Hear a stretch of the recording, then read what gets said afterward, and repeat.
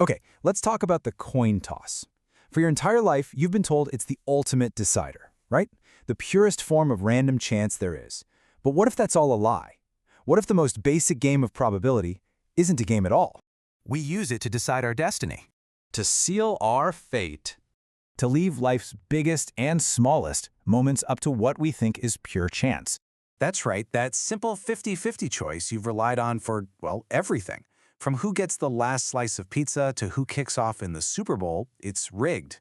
And no, not by a person, but by something way more fundamental. And this tradition goes way, way back. We're talking Roman Empire ancient. They called it ship or head, and they believed that if Caesar's head landed facing up, it was a sign from the gods. They thought they were consulting the divine, when really, they were just consulting the laws of physics. And look, this isn't just some wild theory. A massive new study analyzed over 350,000 coin flips. And their conclusion? It's right here, and it's mind-blowing. Fair coins tend to land on the same side they started. That one sentence basically challenges everything we thought we knew. And here's the number that changes it all. 50.8%. That is the actual chance a coin has of landing on the same side it started on. Now I know, it doesn't sound like a huge margin, but it is a consistent, totally measurable bias. And over thousands of flips, that tiny little edge becomes a certainty. The game is officially skewed. Because when you toss a coin in the air, you're not actually creating chaos. You're creating a predictable, mechanical system. The thing is, you just can't see those mechanics with your naked eye. You want to know the proof? When you take human hands out of the equation and use a machine, you can control the outcome perfectly, 100% of the time. If it starts heads up, it lands heads up. That's not chance. That's just mechanics. I know what you're probably thinking. How can something spinning so wildly through the air be anything but random? Well, it turns out it doesn't spin nearly as randomly as you think. See, the secret is that a coin doesn't just flip end over end. It also has this tiny wobble, a motion physicists call precession. It's that wobble that stops it from tumbling perfectly. It means the coin actually spends just a little more time in the air with its original side facing up. And that tiny extra moment, that's everything. That's where the bias is born. And this isn't some obscure, hidden principle. The brilliant physicist Richard Feynman basically figured out the math behind this exact kind of wobble while just watching a plate spin in a cafeteria. He called it piddling around, and it led directly to work that won him a Nobel Prize. Wild, right? Okay, so a 0.8% edge is one thing, but has it actually mattered? Has this little hidden law of physics actually, steered the course of human history? Oh, you better believe it has. Let's travel back to 1845. Two founders of a new town in Oregon can't agree on what to call it. One guy, Asa Lovejoy, wants to name it Boston after his hometown.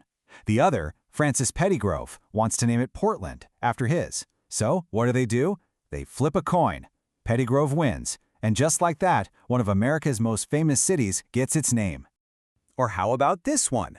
The Wright brothers, right on the edge of the first powered flight in history. Who gets to go first? Of course, they flip a coin. Wilbur wins the toss. He gets the first crack at it, but his attempt stalls out. So Orville goes next, and he's the one who makes it into the history books forever. But sometimes the stakes are just tragically high. 1959. A young Richie Valens is freezing on a tour bus and begs for a seat on a tiny chartered plane. He flips a coin with another musician, Tommy Allsup, for the spot.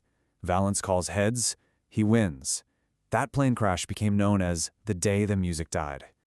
Now imagine this. It's a massive international soccer semifinal. Italy versus the Soviet Union. After extra time, the score is still tied, 0-0. Today, this would go to a dramatic penalty shootout. But back then, they did something way crazier.